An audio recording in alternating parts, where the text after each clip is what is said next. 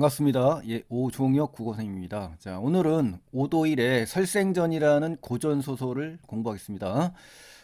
자, 배경은요, 조선 숙종 때입니다. 역사적인 어떤 경랑 속에서 서로 다른 길을 선택했어요. 친구 둘이. 근데 한 명은 은도를 택했고, 한 명은 출세를 택해서 서로 다른 길을 가게 되면서 이 관찰사와 설생의 어떠한 다른 삶을 다룬 내용입니다, 여러분. 자, 그러면 본문을 한번 들어가 보겠습니다. 자, 청파리는 이제 우리 용산구 청파동 있죠? 예, 현재 그 자리라고 합니다. 그래서 공간적 배경이 나온 겁니다. 지금의 서울 남부에 있는 동네다.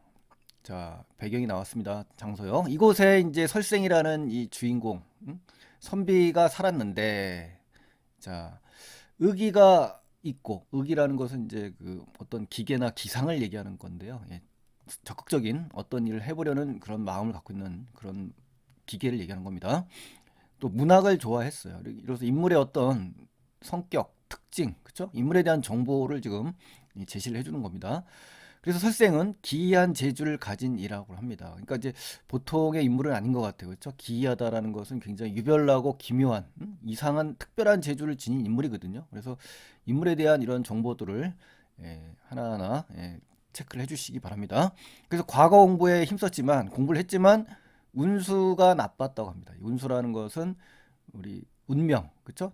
천운, 팔자 이런 겁니다. 그래서 사람의 힘으로는 할 수 없는 우리 댄덩어미 화전가에서도 보셨죠? 이런 운수가 사나운 이런 부분. 그래서 번번이 한두 번도 아닌 것 같아요. 그렇죠? 시험에 떨어지고 말았다. 낙방한 거네요. 자, 그러니까 굉장히 특별한 그 어떤 재주가 있음에도 불구하고 의기도 있고, 그쵸? 문학을 좋아했는데도 불구하고 시험에만은 또 유별나게 낙방을 했다. 자, 이게 바로 이제 어떤 그 사건, 그쵸? 이 소설의 재미를 더하는 그러한 인물의 어떤 그 성격이라고 볼 수가 있고요. 인물의 특성이라고 할 수가 있는 거죠. 그쵸? 예, 이러한 다 잘한다 그러면 또 뭔가 재미가 없지 않습니까? 예, 시험에 낙방하는 이런 부분들도 있어야 또 재미도 있고 또 특별한 의미가 또 되어질 거예요. 낙방했기 때문에 어떤 길을 걸어갈지. 그래서 이 설생은 과거 급제를 위해 노력했어요. 하지만 뜻을 이룰 수가 없죠. 당시에는 뭐 이런 과거에 급제하는 것이 최선의, 그쵸, 어떻습니까? 사대부 자제로서의 최선의 성과가 바로 이제 과거 급제잖아요. 그쵸? 예, 그래서 인물 성격을 갖다가 어떻습니까? 직접 제시했다. 그쵸? 예, 그래서 전적 작가 시점을 지금 여기서 확인할 수가 있다는 겁니다. 시점도 확인할 수 있고 인물의 그 제시 방법, 직접 제시도 우리가 알 수가 있다라는 거 확인하셔야 됩니다. 그래서 이 광해군 말에 자 이제 이 시간적 배경이 나왔습니다. 자 번호 매긴 거는 이제 배경이 또는 이렇게 전환될 때 순서를 잡은 거예요, 여러분. 자 개축옥사입니다. 개축옥사하면 우리 역사 시간에 배워 계셨겠지만 1613년이라고 합니다. 광해군이 이제 임목대비를 패배시켜서 이복대군인 영창대군을 서인으로 강등시킨 그런 사건이 이제 개축옥사입니다. 사화죠, 사화, 그렇죠? 그래서 세상사의 염증을 느끼고는 그렇죠? 누가요? 설생이.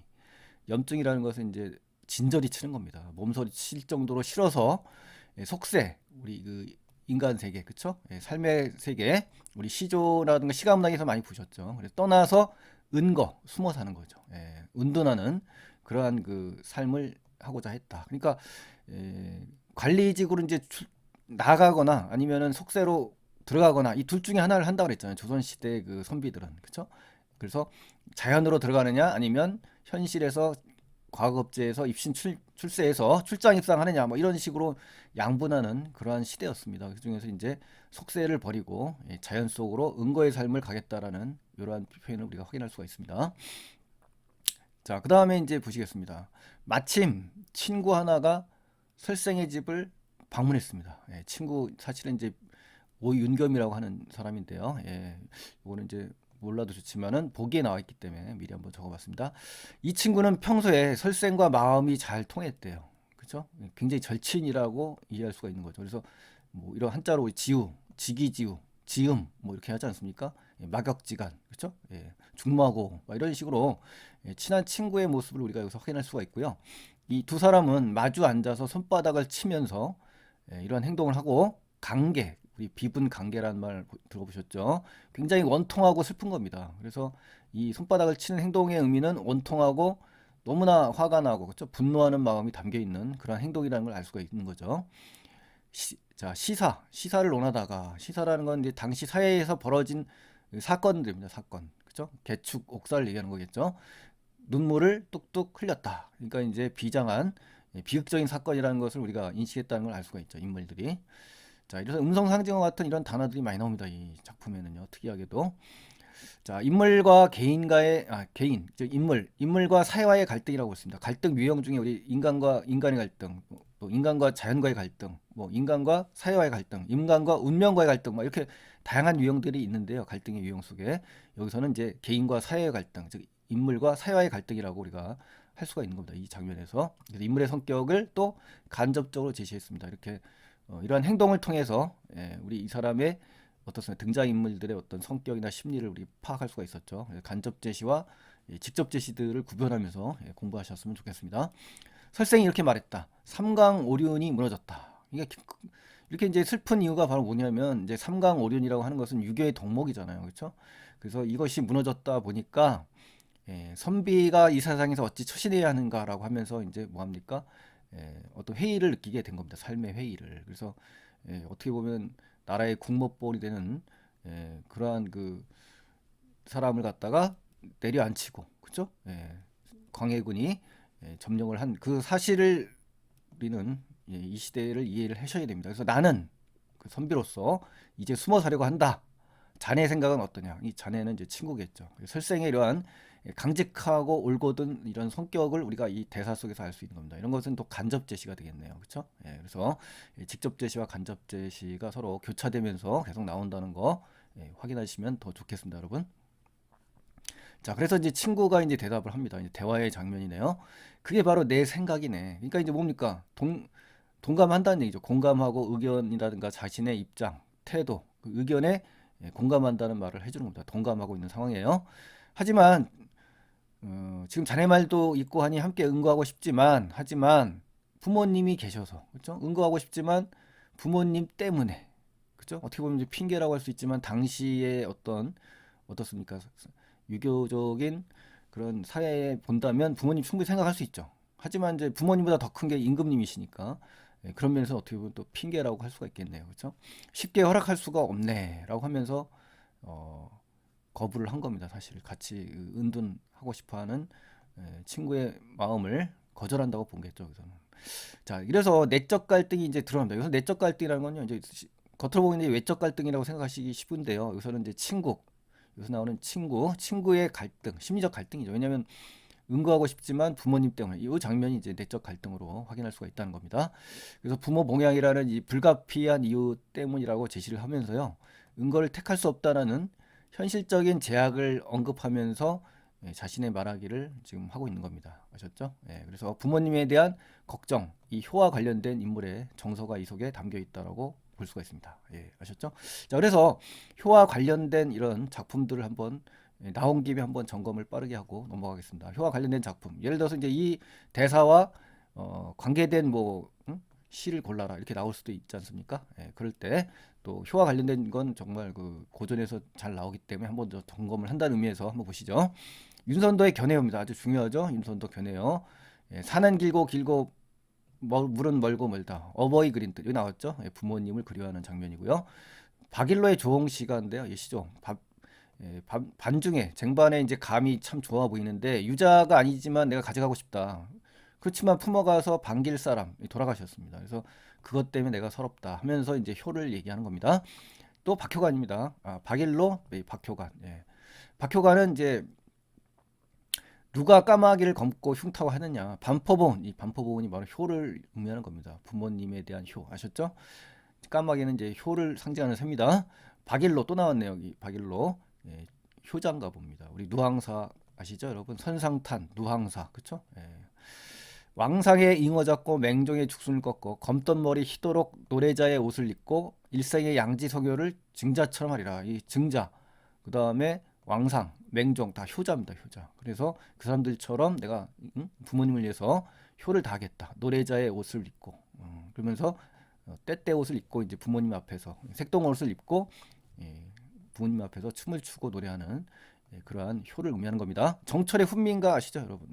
굉장히 유명한 훈민가. 결국은 어버이 살아계실 계실 때 섬길 일 다 해라. 이런 장면들 훈민가요. 관련 한자성어 사친이요 부자유친 부의자강 혼정신성 이러한 한자도 한번 쓱 한번 점검하시고 보시면 더 좋겠습니다, 여러분. 자, 그럼 내려가겠습니다. 친구는 곧 작별 인사했습니다. 이제 친구는 이제 집으로 갔겠죠. 귀가를 했습니다. 자, 그럼 두 번째 페이지 넘어가겠습니다, 여러분. 자, 중략입니다. 중략.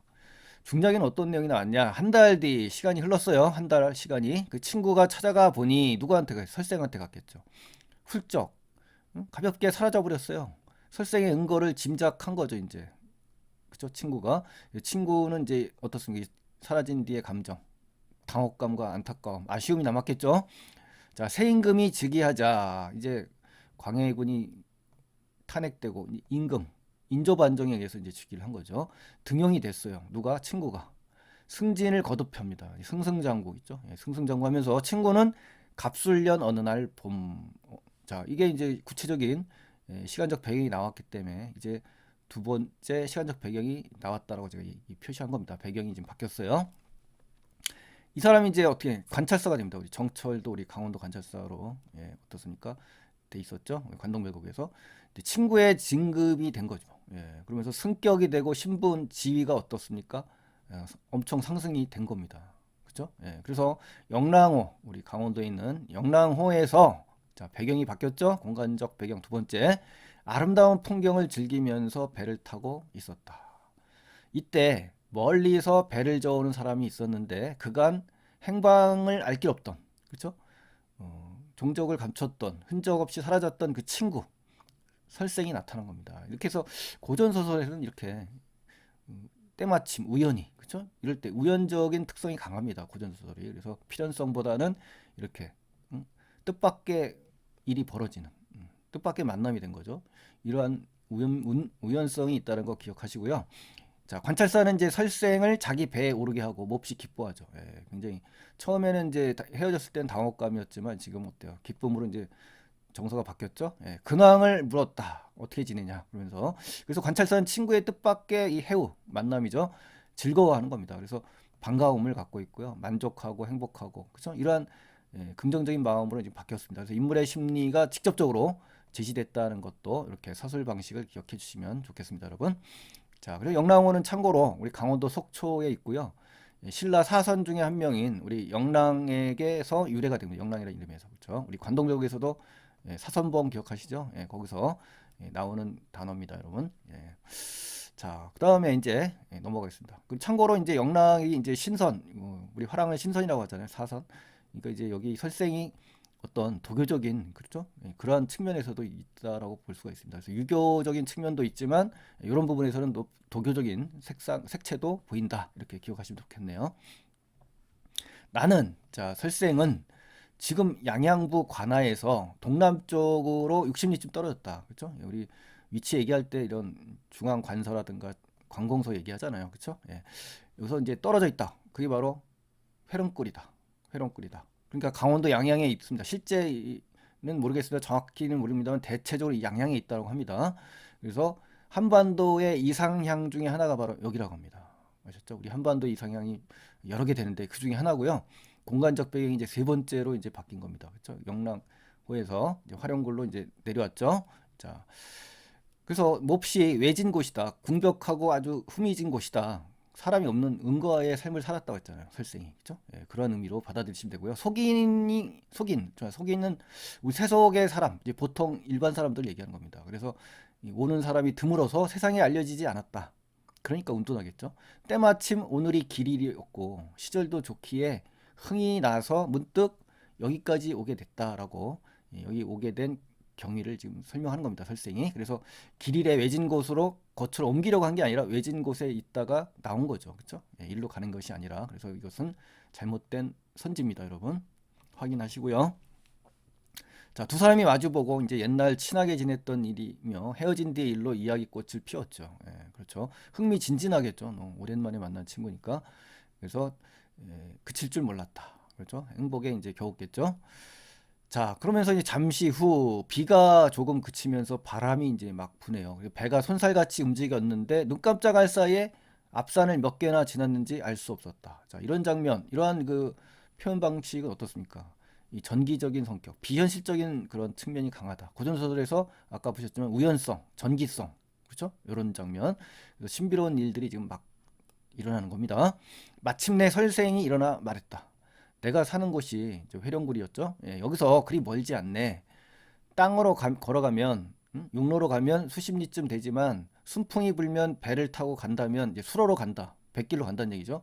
그럼 반나절이면 갔다 올 수 있다. 그러니까 당연히 배 타고 가는 게 좋겠죠. 예전에 나에게 평생 좋은 벗으로 지내며 서로 잊지 말자고 하였으니 한번 같이 방문했으면 좋겠네라고 하면서 이제 청유를 하는 겁니다. 요청하는 거예요. 그래서 영랑호에서 옛 친구인 이 관찰사를 만나서 과거의 약속을 언급하면서 그렇죠? 관찰사에게 회룡굴 방문을 요청하는 거죠. 자기 집을 가자 함께. 예, 이러한 말하기 방식 확인해 주시면 좋겠습니다. 소설에서 이 인물 간의 대사에서요. 대사의 그 인물의 말하기 방식 확인하는 것이 좋습니다, 여러분. 자, 관찰사가 좋다고 하고 배를 재촉하며 설생과 함께 떠났다. 헤어졌습니다만 다시 동행을 하게 되는 그러한 상황입니다, 여러분. 자, 해가 이제 니언니어. 자, 해가 이제 조금씩 넘어가는 모습을 음성 상징어로 표현한 거죠. 이러한 생동감 있는 표현들이 자주 나옵니다. 이 소설에서. 자, 육지에 이르렀다. 그죠? 네, 회롱굴이 있는 땅입니다, 여러분. 그래서 요약적 제시가 잘 돼 있고요. 이런 부분에서는 장면이 전환되는 장면이다라고 기억을 하시면 되겠습니다. 자, 그래서 관찰사는 말과 따르는 사람들을 물리치고 종들로 하여금 가마를 매게 했다. 왜? 수비 우거진 골짜기 때문에 말을 갈 수가 없으니까 가마꾼이 이제 태워갖고 가겠죠. 자, 험한 길을 힘들게 몇 리 걸어갔어요. 그리고 푸른 벼랑, 낭떠러지, 절벽을 얘기하는 겁니다. 우뚝 서 있었다. 굉장히 깊은 곳이네요.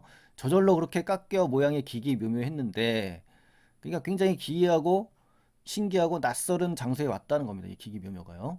그래서 높이가 수십 길은 되어 보이고 높아 보였다는 거고 가운데가 벌어져 있었다. 그러니까 이제 그 모양을 묘사한 겁니다. 그 위치를.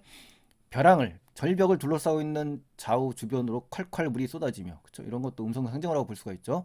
그래서 물과 바위가 부딪힌 소리가 메아리 쳤다. 굉장히 감각적이죠. 청각적이고 시각적이고 그렇죠? 벼랑 앞에는 문이 하나 있었는데 회룡골이라고 쓰여져 있었다. 드디어 이제 어디로 옵니까? 공간적 배경 세 번째 이 집으로 이제 도착을 하게 됐네요. 그래서 이제 산수육이라고 할 수가 있는데요. 이 산수 자연을 유람하는 것을 기록한 것이 이제 산수육인데 이 감각적인 묘사가 지금 이 부분에서 아주 잘 드러났고요. 또 음성 상징어가 빈번히 쓰였고 또 여정을 한번 제가 이제 구체적으로 살펴보겠습니다. 이 살펴보시게 되면은 처음에 영랑호에서 그쵸? 백기를 타고 육지로 도착해서 숲이 우거진 골짜기를 지나 푸른 벼랑에 와서 화룡굴에 도착하게 되는 겁니다. 아셨죠? 이러한 여정을 간단히 정리해봤습니다, 여러분. 자, 확인해 주시고요. 문 앞으로 이제는 이제 더 훨씬 더 가까이 오겠죠. 집으로 가기 위해서 우리 설생의 집으로 문 앞으로는 돌길이 구불구불 그죠? 이런 것도 음성 상징어죠.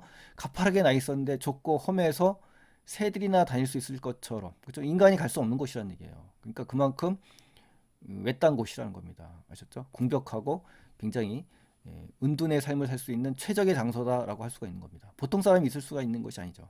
그렇죠? 두 사람은 벼랑이 벌어진 곳을 지나 칡덩굴을 붙잡거나 등나무에 매달려. 그러니까 굉장히 예, 정상적으로 우리 인간이 살 수 있는 그런 곳이 아닙니다. 그렇죠? 어깨를 구부려 회룡굴 안으로 자 들어섰다. 이게 바로 이제 설생의 집이라는 겁니다. 드디어 도착한 겁니다. 그래서 이상적 공간이 되면서 장면 전환이 되고 있습니다. 이 집으로 오면서 자 구란의 땅은 어떻게 바뀝니까? 터가 넓어요. 오히려 이제 어떻습니까? 좁은 길로 왔는데 갑자기 터가 넓어진다. 100여 채가 들어설 만큼 집들이 질비하고 토지가 또 비옥해요. 그러니까 먹기 살기 좋은 그런 어떤 그 지역이 되어버렸네요. 물에서는 물고기를 잡고 산에서는 산나물을 채취할 수 있었으며 여러 나무 등의 나무도 많았다. 그러니까 아주 그 궁벽한 삶을 살 줄 알았는데 오히려 더 풍부한 그렇죠? 풍부한 삶을 살 수 있었던 그런 그 장소입니다. 그래서 공간 묘사를 지금 해놓은 거고요. 아마도 옛사람이 일컫던 도원이나 귤주가 바로 이런 것이라는 생각이 들었다. 그러니까 도원은 우리 어떻습니까? 도연명의 도와 원기에 그려진 이상세계입니다. 파라다이스, 그렇죠? 낙원, 별천지, 선경을 의미할 수가 있는데요. 귤주는 어떤 땅이냐면요. 풍토가 굉장히 좋아서 귤이 많이 나는 지역이라고 합니다. 그래서 오죽하면 이제 귤자가 나왔잖아요. 중국 호남성의 섬이 바로 귤주라고 합니다. 정확한 건 모르겠지만 이제 호남성의 어떤 창시, 창시라는 지역이 있는데 그 지역인 것 같습니다. 여기가. 근데 이 설생이 관찰사를 인도해 마루 위에 오르게 하고는 자 이제 마루 위로 올라왔어요. 그래서 아이를 불렀어. 혼자 있는 게 아니라 아이가 있네요. 그렇죠? 아이를 불러서 이렇게 말했다. 채소를 담아내거라. 그러면서 관찰사가 먹어보니 맛이 담백하다는 얘기죠. 그래서 달아요 또. 그래서 속세의 음식 맛과는 전혀 딴판이다. 그렇죠? 속세와 어떻습니까? 이 지역에 있는 살생의 집은 완전히 대조가 될 수밖에 없습니다. 그렇죠? 은거의 삶을 살기 때문에 이곳으로 온 거잖아요. 은거의 삶을 살기 위해서. 그러니까 속세와의 삶과는 완전히 대조되는 그러한 이야기가 나와야 되는 겁니다. 그래서 여기서 소재, 채소, 채소에서도 벌써 확인할 수가 있습니다, 여러분. 그러니까 탈속적 공간이라는 것을 우리가 여기서 알 수가 있습니다. 자, 그럼 3페이지로 넘어가겠습니다, 여러분. 3페이지 가시고요. 이윽고, 자, 어느덧 시간이 흘렀다는 얘기예요. 두 사람은 아름다운 나무 그늘 아래 앉아 있기도 하고 물가에서 고기를 잡기도 하고 숲속을 거닐기도 하고 연못가를 산보하기도 했다. 그렇죠? 행복한 순간입니다. 물고기와 새들은 사람을 두려워하지 않아요. 굉장히 평화로운 겁니다. 구름과 안개가 마음을 즐겁게 했다. 굉장히 평화로운 곳입니다. 산봉우리와 수석이 괴이하고 웅장한 모습이 사랑스럽고도 볼만하여 아침 저녁으로 천만 가지 변화무쌍한 모습을 보여주니 셈을 잘하는 사람이라도 그죠? 계산력이 뛰어난 사람이라 하더라도 그 모습이 몇 가지 변하는지 셀 수 없을 지경이었다. 그만큼 어떻다는 거야? 변화무쌍하고 다양한 기기묘묘한 이런 자연 속의 아름다움을 여기서 표현한 겁니다. 그래서 이곳의 삶이 얼마나 속세와 다른지를 우리가 알 수가 있는 겁니다. 자, 관찰사는 기쁜 마음에 돌아갈 것을 잊어버렸어요. 그러면서 며칠 그곳에 머물렀다. 그래서 요약적 제시를 해주고 있는 겁니다. 자, 그러면서 인물의 성격, 심리를 그대로 직접 제시를 해준 겁니다. 또 말해주기입니다. 말해주기. 이런 장면은 이제 보여주기, 대화는요. 관찰사가 마침내 떠날 준비를 하고 작별 인사를 하며 설생에게 농담 한마디를 건넸다. 산소가 맑고 기이한 곳에 사는 것이야 은자들이 본래 그렇다 치지만 자네는 어떻게 집도 이렇게 부유하니 산속에서 이렇게 살면서 어찌 이렇게 될 수 있단 말인가. 그렇죠. 보통의 은자들은 가난하거나 소박하게 이렇게 사는 그런 모습들이 대다수인데 여기서의 그 설생은 오히려 그죠? 반대로 살고 있으니까 농담적으로 좀 이야기를 한 겁니다. 그러니까 이 장면에서는 회령고를 떠나기 전 관찰사는 어떻습니까? 관찰사는 설생이 보통의 인자들과 다른 점을 거론한 거예요. 다른 점. 그렇죠? 대조적인 측면을 거론해서 설생에게 농담을 하는 말하기 방식이다. 이렇게 정리를 하시면 되겠죠. 말하기 방식. 항상 말할 때는 이 인물의 말하기 방식을 정리하는 연습을 좀 하셔야 됩니다, 여러분. 자, 설생이 이제 웃으면서 말했다. 여유 있게 이제 이야기합니다. 뭐라고 말하냐면 내가 이렇게 다니는 곳은 여기뿐이 아니래. 응? 세상을 벗어나 살게 된 뒤로 은거의 삶을 사는 거죠. 내키는 대로 자유롭게, 그렇죠? 산소를 유람하고 다니는 것을 몹시 좋아해서 하루도 안 다닌 적이 없다. 거의 뭐 여행가네요, 여행가. 그렇죠? 서쪽으로는 속리산, 기이한 경치, 북쪽 묘향산, 남쪽으로 가야산, 지리산을 넘어 다녔다. 대단하네요. 그래서 우리나라 산천 중 기이하고 빼어나다고 소문난 곳이라면 그 절반은 가보았을 것이에요. 대단하네요. 그렇죠? 그러다 마음에 맞는 곳을 만나면 풀을 베어 집을 짓고 산비탈을 깎아 밭을 만들었네. 그렇게 2년도 살고 3년도 살다가 실증이 나면 다른 곳으로 옮겨가 살았다. 이런 까닭에 내가 있었던 거처 중엔 산이 기이하고 물이 아름다우며 밭이 넓고 집이 좋기가 여기보다 10배나 더한 것도 여러 군데 있다네. 대단하네요. 그렇죠? 거의 뭐 여행가네요. 여행가. 그렇죠? 자, 그러면서 이제 다만 아쉬운 게 있다면 세상 사람들이 모를 뿐이다. 아쉬운 게 아니라 이제 좋겠죠. 속인들이 너무 많으면 어떻습니까? 이 지역도 오염되겠죠. 그래서 자유로운 은거의 삶을 얘기한 거다. 그렇죠? 그러니까 이 세상 사람들이 모르는 이러한 아름다운 곳을 살면서 은거의 삶을 지금 누리고 있는 설생의 모습을 우리가 알 수가 있습니다, 여러분. 자, 관찰사가 그 말을 듣고 기이하게 여기면서 오래도록 탄식했다. 그렇죠? 탄식할 수밖에 없죠. 정말 대단하다. 너는 참 대단하다. 뭐 이렇게 하면서 탄식을 했겠죠. 관찰사는 이별을 기념하며 시 한 편을 지어서 설생에게 주었다. 훗날 앞으로 이제 서울로 나를 찾아와 주게 하면서 당부하는 겁니다, 여러분.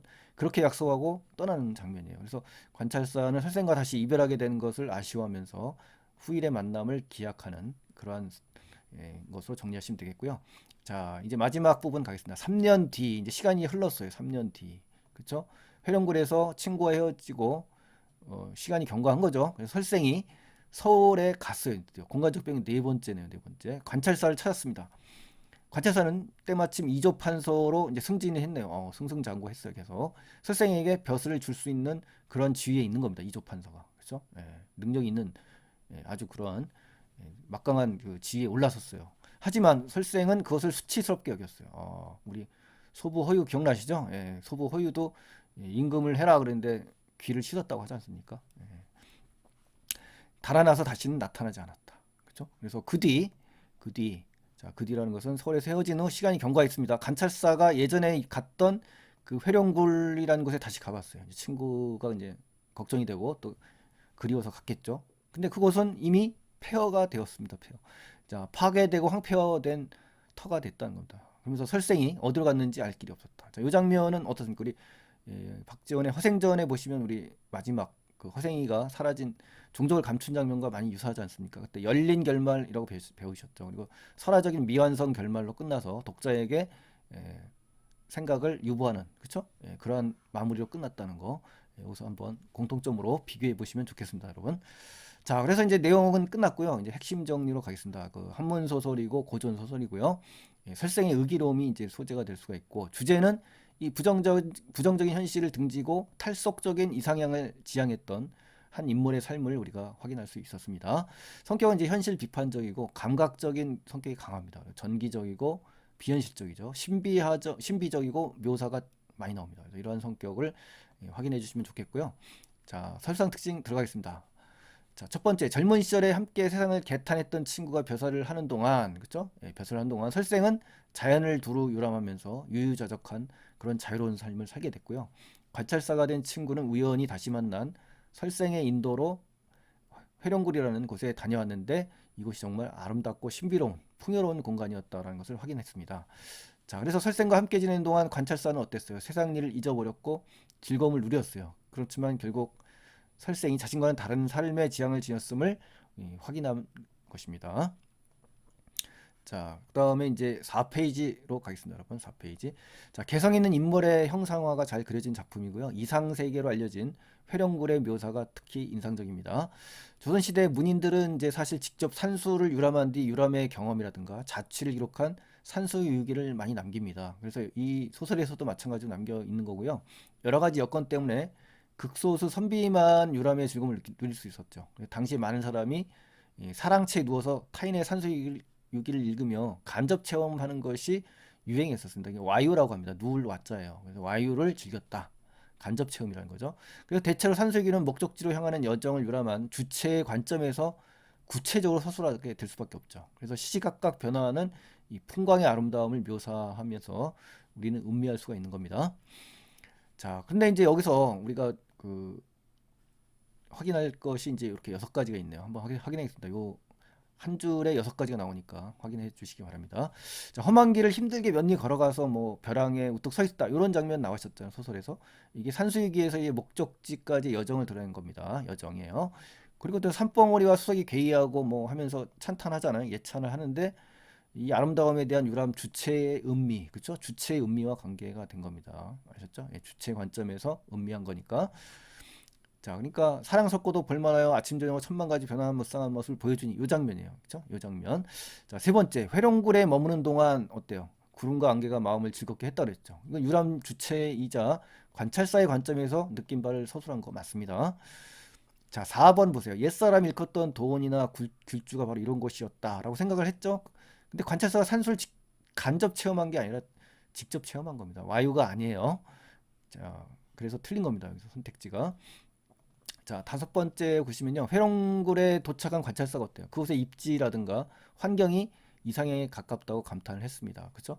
또 관찰사는 산수를 간접 체험하는 와유를 즐긴 사람이 아니에요. 산수유람의 주체에 해당하는 겁니다. 아셨죠? 확인해 주시고요. 자, 다음입니다. 설생전의 회령골에 대한 서술에는 이러한 산수유기의 성격이 반영돼 있다는 거. 또 17세기 당시 문인들에게 산수는 유교적 차원에서 어때요? 도덕적 의미를 탐색하는 공간이라기보다는 어지러운 현실을 잇는 도피처입니다. 도피처.